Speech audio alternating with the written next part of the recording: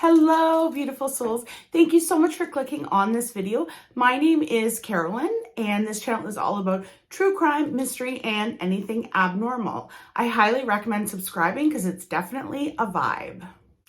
Today's case starts in the 1950s in Delray Beach, Florida.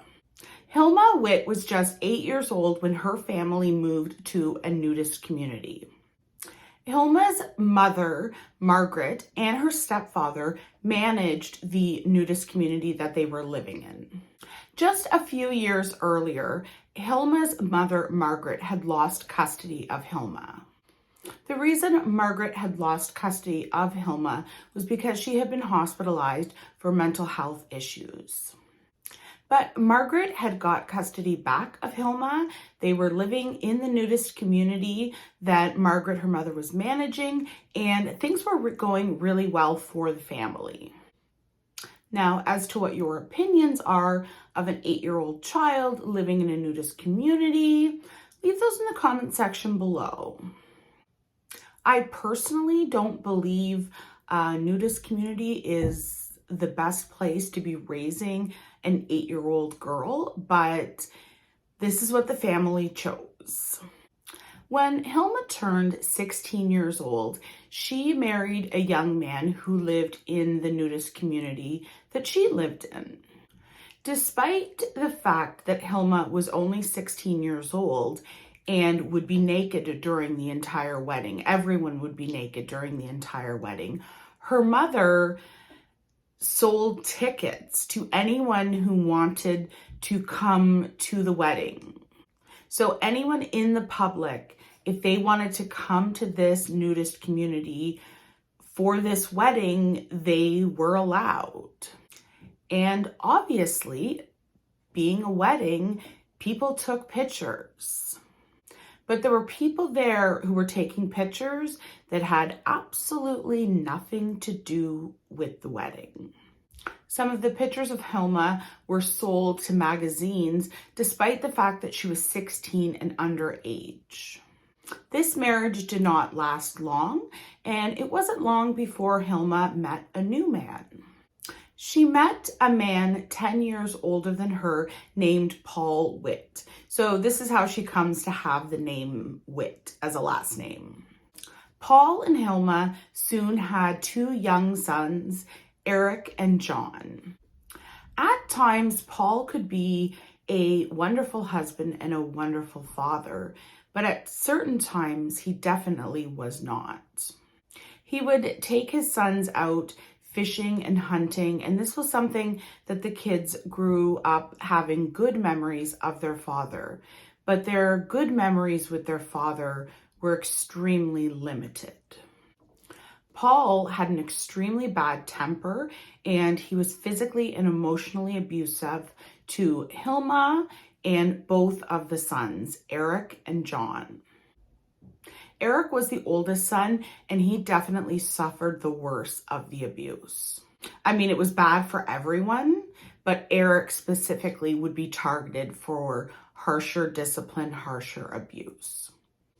When Paul, the father, would abuse Eric, Hilma, his mother, never tried to protect him.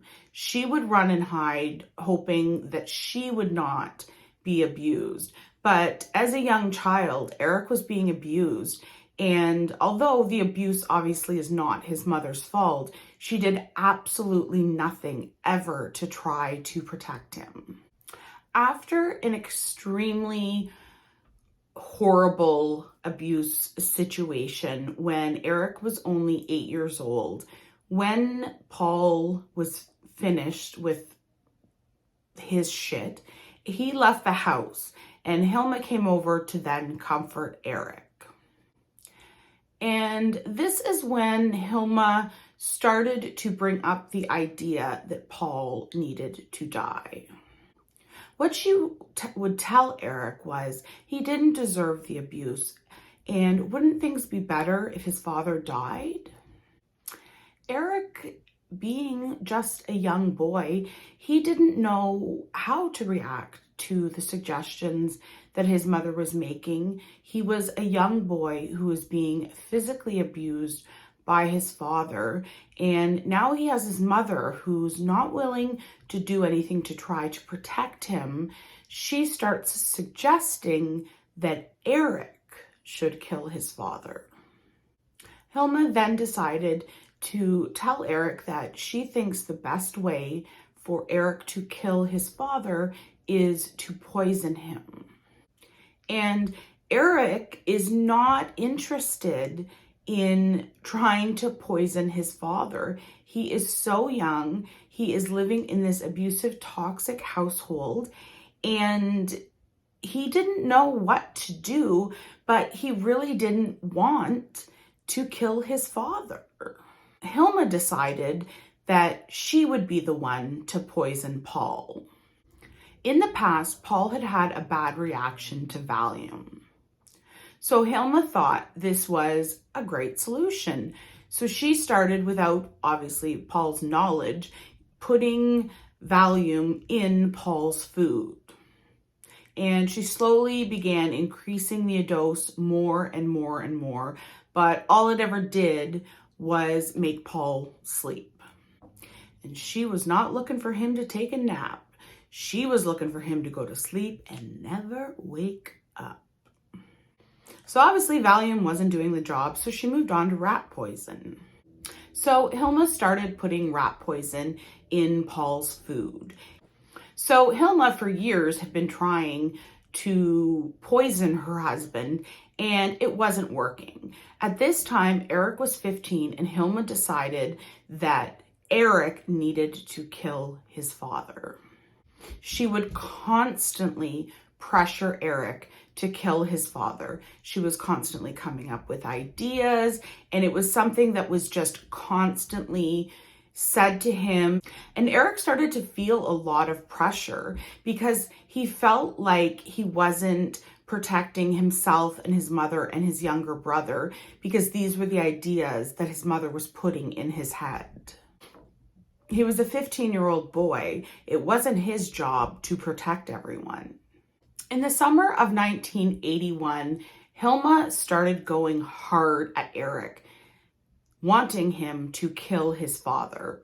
She explained to him that because he was young, he would be tried as a juvenile and he would only stay in prison until his 18th birthday. So that's why it had to be him that committed the murder. Eric's response was he was too afraid to kill his father. But Hilma told him this is the only way that Hilma, Eric, and John, the younger brother, would survive. And Hilma gave Eric a gun. Eric had no intention of using this gun.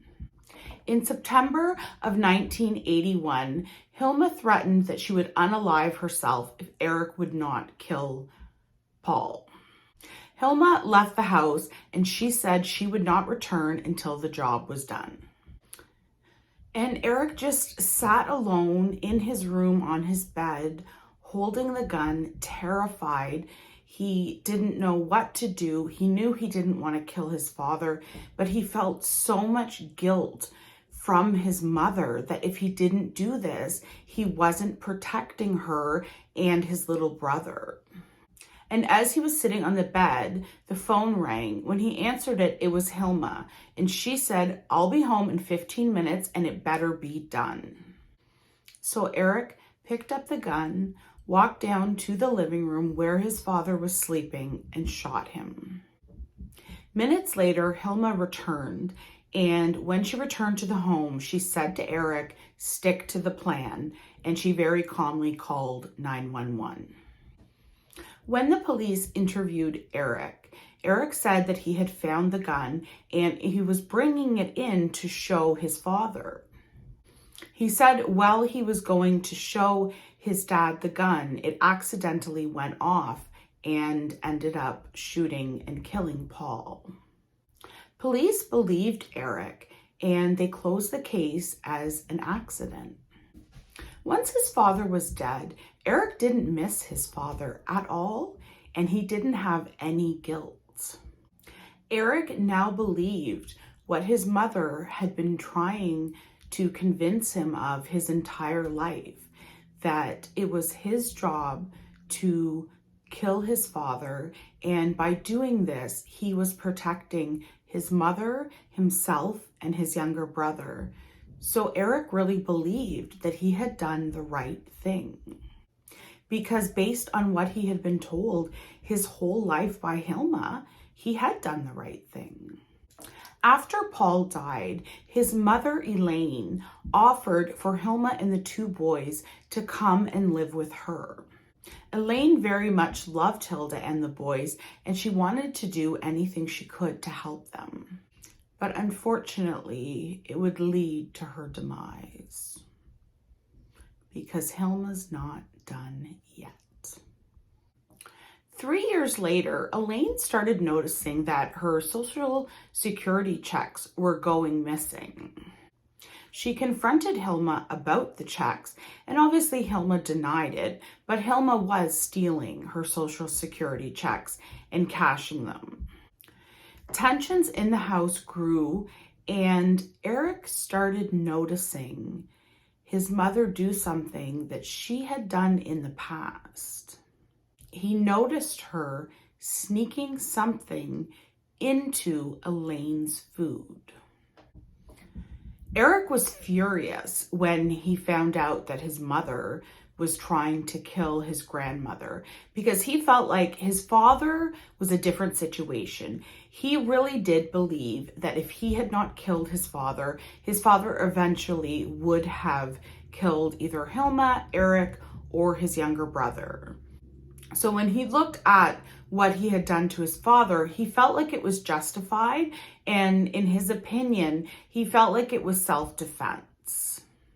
But his grandmother, he loved very much, and she was very good to Hilma and both the boys, and she had done nothing but try to help them and love them and take care of them. Eric confronted his mother, and she then started telling both Eric and John is his younger brother, that one of them needed to kill the grandmother. Eric was furious about the whole situation, and in 1983, he left home and decided to enlist in the U.S. Navy. Just weeks after Eric left, Hilma had manipulated her youngest son, John, into killing their grandmother, Elaine. On January 8th, 1984, John had walked into his grandmother's room while she was sleeping and shot her. This time, no one called 911. Eric was unaware that his grandmother had been killed, but Hilma had convinced the U.S. Navy that even though Eric was still in boot camp, he needed to come home for a short time to deal with some family issues that were going on. So the Army agreed to allow Eric to travel home for a little while. When Eric got home, he still wasn't sure why he was home, and his mother very calmly walked him down into the basement to a freezer to show him why he was there.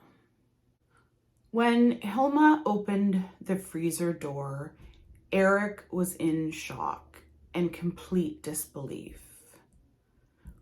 What was inside the freezer was the dismembered body of his grandmother. Hilma and the youngest son, John, after John had shot Elaine, they had dismembered her body into small packages and put it all in a freezer. Somehow, Hilma blamed Eric for this. Eric, who was away at boot camp for the Army, was somehow responsible for this murder and now taking care and disposing of this body. And Eric was just confused, and he just didn't know what to do. He didn't know what to think, and he was lost and so confused. But Eric had been manipulated his entire life. So he did what he knew his mother expected of him.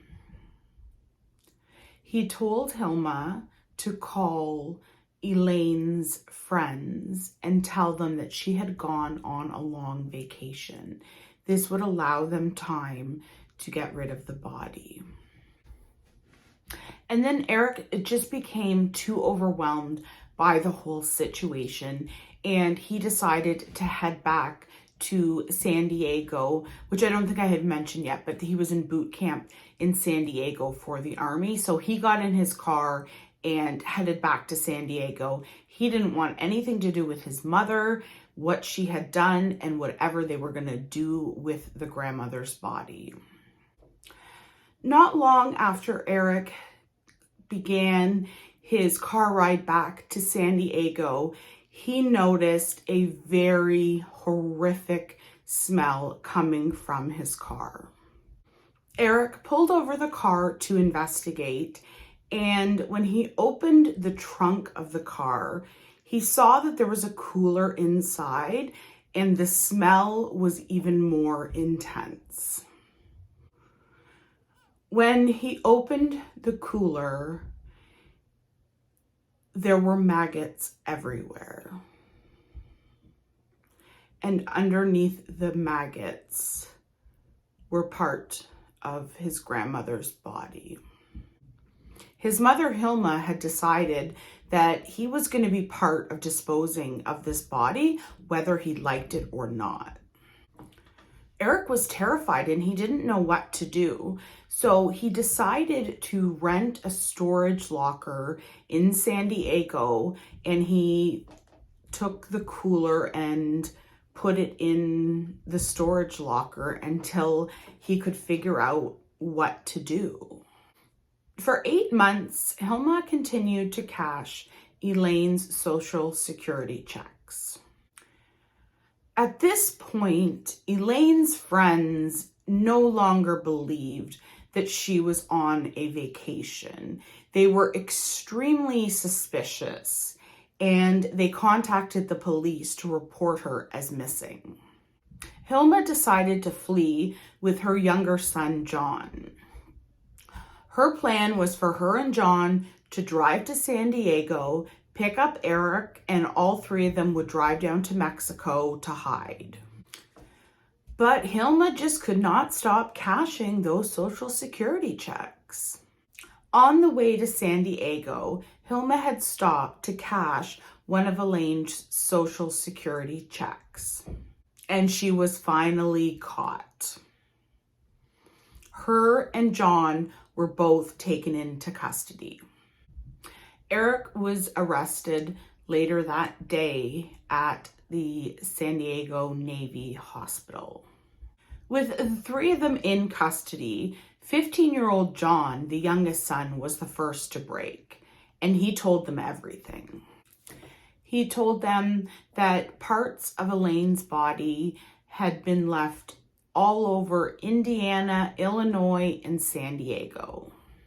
But Eric had done what his mother had always taught him to do, and he denied it. But the police knew that Eric was lying. Eventually, Eric and John both took plea deals, admitting to involuntary manslaughter, and they were both sentenced to 20 years. Both were released after they had served 11 years. Through the entire thing, Hilma had tried to place all of the blame on her sons and say that she had no idea that any of this had happened and this was something that they had done and she was trying to cover up for them and blah, blah, blah, blah, blah. Hilma, no one believes you and no one cares.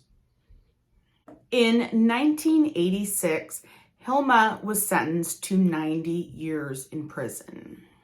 She was convicted of murder and conspiracy to commit murder. She was also charged with fraud for cashing the Social Security checks. As for today, both of the boys are free. Hilma is still in prison. She has been denied parole twice, and she will be eligible to apply for parole again in 2028. So thank you so much for joining me today. If you enjoyed the video, give it a like. If you'd like to see more from me, please subscribe, and I will see you in the next one.